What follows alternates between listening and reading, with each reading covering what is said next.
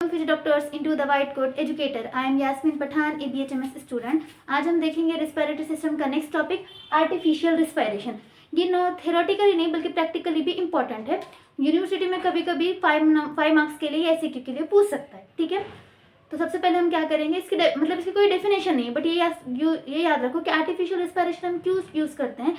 तो हमारे एल्वेलाई को वेंटिलेट करने के लिए, जिसकी वजह से हमारा क्या होगा, रेस्पिरेटरी सेंटर स्टिमुलेट होगा और हमारी नॉर्मल जो ब्रीदिंग है वो ऑकर होना, इसका क्या आर्टिफिशियल रिस्पायरेशन का मेन एम होता है। आर्टिफिशियल रिस्पायरेशन कौन सी कंडीशंस में यूज करते हैं, जब क्या होता है, अरेस्ट ऑफ ब्रीदिंग होगी, यानी हमारी ब्रीदिंग जब रुक जाएगी, लाइक कार्डियक फेलियर के केसेस में, पॉइजनिंग, एक्सीडेंट, ये वाले केसेस में जब हमारी ब्रीदिंग स्टॉप हो जाएगी, तब क्या होता है, हमें आर्टिफिशियल रिस्पायरेशन की जरूरत होती है। ये आर्टिफिशियल रिस्पायरेशन प्रोवाइड करने से हमारे जो एल्वेलाई है वो वेंटिलेट हो जाते हैं। उनको वेंटिलेट करने के बाद हमारा जो रेस्पिरेटरी सेंटर है वो स्टिमुलेट होता है और हमारी अरेस्ट ब्रीदिंग नॉर्मल स्टेट में आ जाती है। ठीक है, mainly there are the 2 method. Artificial respiration के क्या है, 2 मेथड है। एक होता है हमारा मैनुअल मेथड और सेकंड हमारा होता है मैकेनिकल मेथड। ठीक है, 1 बाय 1 हम सबको डिटेल में देखेंगे। ये सबसे पहला जो मैनुअल मेथड है, मैनुअल मेथड में जो रिस्पायरेशन देने वाला होता है उसी को हम क्या बोलते हैं, रिससाइटेटर, यानी जो परफॉर्म करेगा, वो जो पेशेंट है उसको हम बोलेंगे सब्जेक्ट, और जो परफॉर्म करने वाला लाइक अ फिजिशियन और डॉक्टर उसको हम क्या बोलेंगे, रिससाइटेटर। तो इसमें क्या होता है, मैनुअल मेथड में ये कब रिससाइटर जो होता है, जो प्रोवाइड करने वाला है, उसको ना कोई भी मैकेनिकल या मशीन की जरूरत के लिए वो रुकता नहीं है। मतलब उन्हें जैसे हालत में है, इसके ना 2 मेथड होते हैं, एक होता है हमारा माउथ टू माउथ मेथड और दूसरा होता है होल्गर-नेल्सन मेथड। इन दोनों में भी कोई भी मशीन यूज नहीं करते, यानी इसका मतलब ये होता है कि इसमें क्या होता है, जो पर्सन के पास अवेलेबल स्टेट में वो जो होगा, उसके माउथ के थ्रू, उसके हैंड्स के थ्रू वो क्या करेगा, रिस्पायरेशन देने का काम करेगा और उसकी जो अरेस्ट ब्रीदिंग है उसको नॉर्मल स्टेट में लाने का काम करेगा। ठीक है, ये था हमारा मैनुअल मेथड में। तो मैनुअल मेथड में नॉर्मल क्या, मैकेनिकल एड्स की जरूरत नहीं पड़ती। उसके अलावा ना इसमें कुछ प्रिकॉशंस है जो कि रिससाइटर को लेना पड़ता है अबाउट द पेशेंट। इसमें कौन कौन सी प्रिकॉशंस है, याद रखो कि सबसे पहले जो भी पेशेंट है वो क्या करना, उसको ना एकदम क्लियर एयर प्रोवाइड करना चाहिए। वो एयर में डस्ट पार्टिकल्स ऐसे नहीं होने चाहिए। ठीक है, मतलब खराब एयर नहीं होना, उसको क्लियर एयर प्रोवाइड करना काम हमारा किसका होता है, रिससाइटर का होता है। सेकेंड काम उसका ये होता है कि उसके जो क्लोथ्स है वो चेस्ट और नेक के अराउंड एकदम लूज रहना। ठीक है, ये काम होता है। और सेकेंड ये काम होता है उसका जो माउथ, फेस एंड थ्रोट है वो क्लियर रहना from the foreign particles, mucous membrane, bacteria, इन सब से क्या होना, वो क्लियर होना। ये रिससाइटर का काम होता है। फिर उसके बाद क्या, अब इसके हम क्या देखेंगे, मेथड में क्या अभी बताया था कि मैनुअल मेथड में 2 आते हैं। एक आता है हमारा माउथ टू माउथ मेथड और सेकेंड आती है हमारी Holger Nielsen method. Mouth to mouth method में क्या होता है, ये नाम से ही समझ लो, क्या माउथ टू माउथ, यानी जो रिससाइटेटर है और जो सब्जेक्ट है दोनों के माउथ टू माउथ कॉन्टैक्ट होकर होगा, रिस्पायरेशन अकर होगी। इसमें क्या होता है, जो कि पेशेंट है, पेशेंट को हम क्या बोलेंगे, सब्जेक्ट, और जो प्रोवाइड करने वाला है एयर, यानी पेशेंट और फिजिशियन, उसको हम क्या बोलेंगे, फिर कोई और भी हो सकता है। ठीक है, उसको हम क्या बोलेंगे, रिससाइटेटर बोलेंगे हम। तो उसके अंदर सबसे पहले याद रखना, ये जो माउथ टू माउथ मेथड होता है उसके अंदर हमारा जो सब्जेक्ट है, सब्जेक्ट क्या करता है, हमारे सब्जेक्ट को हम क्या करते हैं, सुपाइन पोजीशन में लेटाते हैं। ठीक है, सुपाइन पोजीशन में, यानी ये देखो, सुपाइन पोजीशन में मेरा जो फेस है वो क्या होगा, टुवर्ड्स यानी ऊपर होगा, और जो हमारा बैक है वो किस पे, ग्राउंड पे लेटाई दिया जाएगा, उसको हम क्या बोलेंगे, सुपाइन पोजीशन। तो सब्जेक्ट को क्या करते हैं, हम सुपाइन पोजीशन में लेटाते हैं। उसके बाद जो रिससाइटेटर है उसके क्या बाजू में बैठता है, मीन्स बिसाइड द सब्जेक्ट। वो बैठने के बाद वो क्या करता है, उसका जो एक हैंड का थंब है वो थंब से क्या करेगा, उसकी जो लोअर जॉ है उसको पुल डाउन करेगा, यानी माउथ पे रखेगा वो थंब और उसके लोअर जॉ को पुल डाउन करेगा। वो पुल डाउन करने के बाद उसका जो दूसरा हैंड है, दूसरा हैंड की ये वाली फिंगर और ये थंब से क्या करेगा, इंडेक्स फिंगर से और थंब से क्या करेगा, उसके जो नॉटसिल है, नॉटसिल को क्या करेगा, दबाएगा, जिसकी वजह से क्या होगा, हमारा जो नोज के थ्रू रिस्पायरेशन है वो क्या हो जाएगी, बंद हो जाएगी। ठीक है, ये करने के बाद जो रिससाइटेटर है वो क्या करेगा, एक डीप ब्रीथ लेगा। डीप ब्रीथ लेने की वजह से क्या होगा, मैक्सिमम एयर उसके लंग में आ जाएगी। देन उसके बाद क्या करेगा, वो उसके माउथ के थ्रू वो जो सब्जेक्ट है उसके माउथ में क्या करेगा, पूरी एयर को ट्रांसफर करेगा। इसी को हम क्या बोलते हैं, माउथ टू माउथ मेथड। इसके अंदर कोई भी मशीन का यूज नहीं होता, एक रिससाइटेटर, दूसरा सब्जेक्ट। ठीक है, और ये क्या, ये वाला जो प्रोसीजर है 12 to क्या करते हैं, 12 to 14 टाइम्स रिपीट करता है रिससाइटेटर, जिसकी वजह से जो सब्जेक्ट है उसकी अरेस्ट ब्रीदिंग जो रहती है वो क्या होती है, नॉर्मल स्टेट में आ जाती है। तो माउथ टू माउथ मेथड में याद रखना क्या, माउथ के थ्रू, सब्जेक्ट के और रिससाइटेटर के, और पोजीशन अच्छे से याद रखना, कौन सी, सुपाइन वाली पोजीशन है। ठीक है, और इसके बाद सेकेंड हम देखेंगे होल्गर-नेल्सन मेथड। इसी का अगले और एक नाम है back pressure arm lift method. ठीक है, बैक प्रेशर से समझ में क्या आ रहा है, ये वाली मेथड किससे रिलेटेड है, बैक से। तो इसमें क्या है, हमने देखे थे माउथ टू माउथ मेथड में पेशेंट कैसा था, सुपाइन पोजीशन में से वाला था। वही होल्गर-नेल्सन मेथड में क्या होता है, प्रोन पोजीशन में होता है। प्रोन पोजीशन में क्या होता है कि हमारा जो फेस है वो टुवर्ड्स द ग्राउंड होता है और हमारी जो बैक होती है वो अपर होती है, यानी ऐसा। पीछे वाला पार्ट, ठीक है, हम जो उल्टा सोते हैं, तो वो हमारी कौन सी है, प्रोन पोजीशन होती है। प्रोन पोजीशन में सुलाने के बाद वो पेशेंट को उसका जो ये है हेड वो क्या करता है, वन साइड रखना पड़ता है। हमने माउथ टू माउथ मेथड में क्या देखा था कि पेशेंट का हेड जो था ऊपर था, लेकिन क्या होता है होल्गर-नेल्सन मेथड में क्या होता है, एक साइड ही करना होता है। एक साइड करने मतलब एक साइड वन साइड करके ऐसे सुलाना होता है पेशेंट को।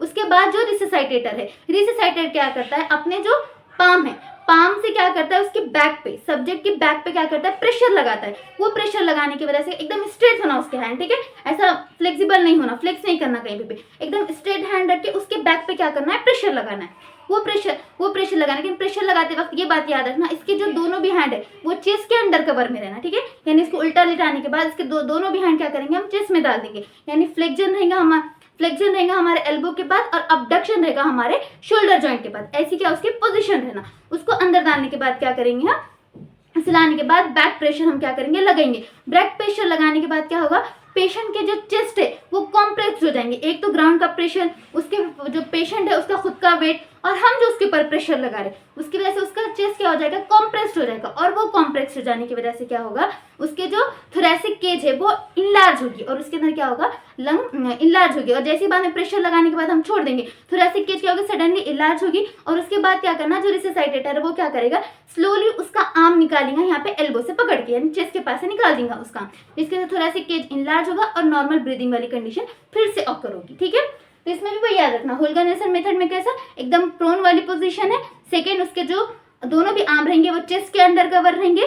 बैक प्रेशर, आर्म बैक पे क्या करेंगे, हम प्रेशर अप्लाई करेंगे, जिसकी वजह से क्या होगा, नॉर्मल जो पेशेंट की अरेस्ट ब्रीदिंग है वो नॉर्मल स्टेट में आएगी, ठीक है। ये था माउथ टू माउथ मेथड वाला, और सेकंड था हमारा होल्गर-नेल्सन मेथड वाला। अब सेकंड हम देखेंगे मैकेनिकल मेथड। मैकेनिकल मेथड से क्या समझ में आ रहा है, यानी इसके अंदर क्या होता है, मशीनों का यूज होता है। मैकेनिकल मेथड कब यूज करते हैं, जो पर्सन है उसको लॉन्ग टाइम के लिए हम लोगों को एयर प्रोवाइड करना है, ठीक है, यानी उसके क्या जो है ब्रीदिंग अरेस्ट हो गई है फॉर द लॉन्ग पीरियड, तो इसके समय क्या करता है, मशीन के थ्रू उसको कॉन्स्टेंटली हमें एयर प्रोवाइड करना पड़ता है। उसमें हम कौन सी मैकेनिकल मेथड यूज करते हैं। ये जनरली कौन से केसेस में होता है, जिसके अंदर हमारे क्या होता है, रेस्पिरेटरी मसल जब पैरालाइज हो जाए, हार्ट फेलियर के केसेस हो जाए, उसमें क्या होता है, हम मैकेनिकल मेथड को यूज करते हैं, ठीक है।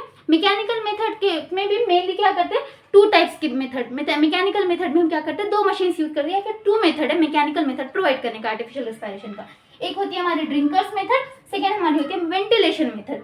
तो ड्रिंकर्स मेथड में क्या होता है, जो मशीन यूज होती है उसी को हम क्या बोलते हैं, आयरन लंग चेम्बर, ठीक है, आयरन लंग चेम्बर बोलते हैं जो मशीन यूज होती है। ये मशीन कैसे रहती है, तो उसके अंदर ना एक चेम्बर रहते हैं जो कि स्टील और आयरन से बने वाला रहता है। उसके अंदर क्या करते हैं, जो पोजीशन है, जो सब्जेक्ट है और जो कि पेशेंट है, उसको क्या करते हैं, वो चेम्बर में डालते हैं, लेकिन चेम्बर में पूरी बॉडी डालेंगे। जस्ट हम क्या करेंगे, उसका हेड आउटसाइड रखेंगे, वो चेम्बर से बाहर निकाल के नहीं रखेंगे, जस्ट बॉडी पूरी जाना, अंदर कवर होना, लेकिन क्या होना, हेड वो मशीन के अंदर नहीं जाना, वो चेम्बर में नहीं जाना, इस बात का हम क्या करेंगे, ख्याल रखेंगे, ठीक है। फिर बाद में वो जो चेम्बर है उसके अंदर ना कुछ इलेक्ट्रोड्स के थ्रू पॉजिटिव और निगेटिव प्रेशर को हम मेंटेन करते हैं, ठीक है। तो ड्यूरिंग द निगेटिव प्रेशर जब हम क्या करेंगे, वो मशीन में इलेक्ट्रोड के थ्रू निगेटिव प्रेशर क्रिएट करेंगे, तो पेशेंट का जो थोरेसिक केज है वो इनलार्ज होगा, एक्सपांड होगा, और क्या होगा, इंस्पिरेशन इज ऑफ करूंगी। और जब हम क्या करेंगे, पॉजिटिव प्रेशर क्रिएट करेंगे वो चेम्बर में, तो उसके थ्रू क्या होगा, एक्सपायरेशन इज ऑफ करूंगी, ठीक है। तो ये याद रखना, एकदम इजी है ड्रिंकर्स मेथड में कि आयरन लंग चेम्बर को याद रखना है, कोई पेशेंट की पूरी बॉडी डालेंगे हम, जस्ट हेड क्या रहेगा, बाहर साइड रहेगा। और सेकंड बात ये याद रखेंगे उसके अंदर हम कि पॉजिटिव और नेगेटिव इलेक्ट्रोड के थ्रू क्या करेंगे, हम उसको अल्टरनेट करेंगे अंदर रिस्पिरेशन को प्रोवाइड करने के लिए पेशेंट को। ये था ड्रिंकर्स मेथड। अब नेक्स्ट हम देखेंगे वेंटिलेशन मेथड। वेंटिलेशन में क्या समझ में आ रहा है, इसके अंदर जो मशीन यूज होंगी उसका नाम रहता है वेंटिलेटर। इसमें क्या होता है, एक रबर ट्यूब इंट्रोड्यूस करते हैं हमारे ट्रैकिया में थ्रू द माउथ, यानी क्या होता है, एयर को ऑब्स्ट्रैक्ट हो जाएंगे, एयर का पाथवे जो है ऑब्स्ट्रैक्ट हो जाने की वजह से क्या होता है, हम ट्रैकिया में एक एयर ट्यूब इंट्रोड्यूस करते हैं, ठीक है, पंप, एयर पंप बोलो या रिस्पिरेटरी पंप बोलो, उसको हम इंट्रोड्यूस करते हैं जो कि रबर ट्यूब का बना होता है थ्रू अवर माउथ। फिर उसके बाद क्या होता है, जब भी वो क्या होता है, इन्फ्लेशन होते हैं हमारे लंग, तो वो माउथ जो रबर ट्यूब है उसकी वजह से क्या होता है, उसके पंपिंग करने की वजह से हमारे लंग में क्या होता है, इंस्पायर एयर करना, एक्सपायर एयर करना, ऐसी क्या एक्टिविटीज परफॉर्म होती है, ठीक है, रबर ट्यूब के थ्रू। और इसके अंदर मेन अब क्या करेंगे, वेंटिलेशन मेथड में भी क्या टू टाइप्स के वेंटिलेटर यूज करते हैं। एक होता है हमारा वॉल्यूम वेंटिलेटर और सेकेंड हमारा होता है प्रेशर वेंटिलेटर। नाम से समझ में आ रहा है, वॉल्यूम वेंटिलेटर जिसके अंदर क्या रहेगा, वॉल्यूम कांस्टेंट रहेगा, और एक प्रेशर वेंटिलेटर रहता है जिसके अंदर प्रेशर क्या रहता है, हमारा कांस्टेंट रहता है।